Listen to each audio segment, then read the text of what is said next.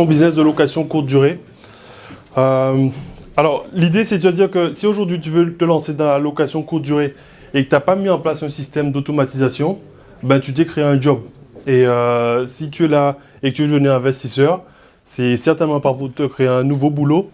Du coup, il faut vraiment penser système. Je crois que Arsène l'a aussi, tu m'as martelé ce terme-là aussi. C'est de se dire que quand il y a un problème, justement, je ne sais plus qui me pose la question, ouais, mais Kenzie, s'il y a un problème qui arrive, s'il y a ça, bah, en fait, le seul truc que tu dois te dire, c'est, ok, s'il y a tel truc, qu'est-ce que je peux mettre en place pour que ça n'arrive plus?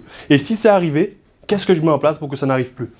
Et moi, en fait, mon job aujourd'hui, c'est... en fait, j'ai même pas l'impression de bosser quand j'aide des sprinters parce qu'en fait, c'est simplement des trucs que j'ai fait. Et les mecs, ils me disent, ouais, Kenzie, ça fait comment? Ah ben, en fait, j'ai fait ça. T'as fait comment? Ben, en fait, j'ai fait ça. Et finalement, ce qui est beau dans le truc, c'est que même eux aussi, après, quand ils ont des difficultés, c'est comme là, Morgan qui disait, ben, il a eu des difficultés par rapport à la banque, mais il a fait l'acte en main, même si je ne suis pas super fan de ça, mais il a pu le faire et puis ça a marché pour lui. Mais du coup, c'est ça aussi qui va vous permettre de pouvoir vous dire, ben, ok, il y a un problème, on l'automatise.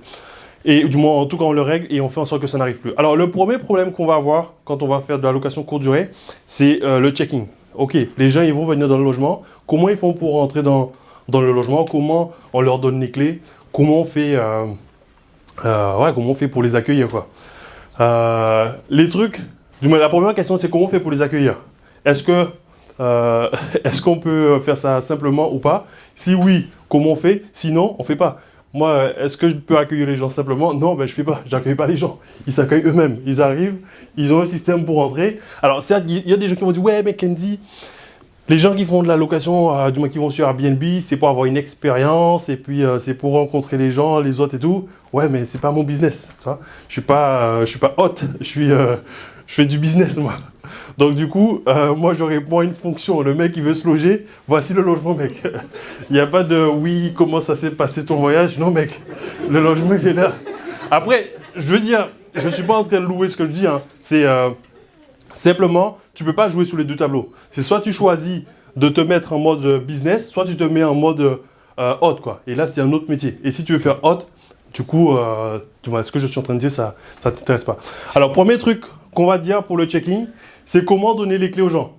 Déjà, première chose, c'est, ok, comment je peux donner les clés facilement aux gens? Ben, y a plusieurs solutions. Donc, la solution la moins chère qui existe et que je présente aux sprinters, c'est le système des boîtes à code. Donc, c'est très simple. On va mettre une boîte avec un code, puis la personne va venir, elle met ses clés, du moins, elle récupère les clés, elle ouvre la porte, et puis elle fait ses trucs, et elle repart, elle laisse les clés. La question qu'on va se poser, mais ok, mais Kenzie, comment je leur donne les codes? Ah ben, ouais, on va essayer de trouver un système qui va leur envoyer les codes automatiquement. Et là, justement, nous, ce qu'on va utiliser, c'est ce qu'on appelle un channel manager. Donc là, c'est un peu plus technique, mais retenez simplement channel manager. Nous, celui qu'on utilise dans la formation, c'est Bets24. Alors, le seul inconvénient, c'est qu'il est en anglais, mais normalement, il marche bien. De temps en temps, on a eu des petits soucis avec Dieu. Bon, des fois, il y a des petites couilles dans le pâté, mais sinon, grosso modo, le logiciel marche bien. Donc, pour le checking, premier truc, boîte à code. Comment on envoie les codes aux gens? Un système de... Là, non, c'est comme une messagerie, mais en fait, c'est...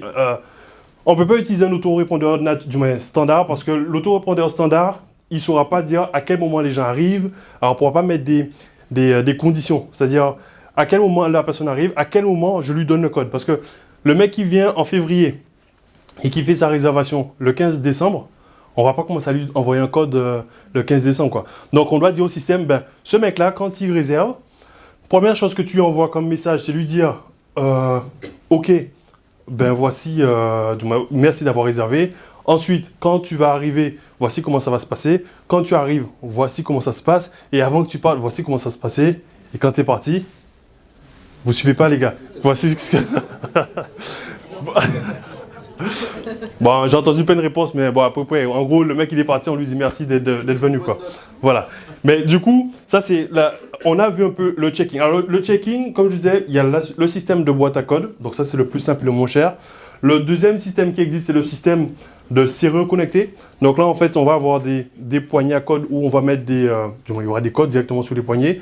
Là, on va pouvoir les connecter à la box, par exemple, au moyen Internet.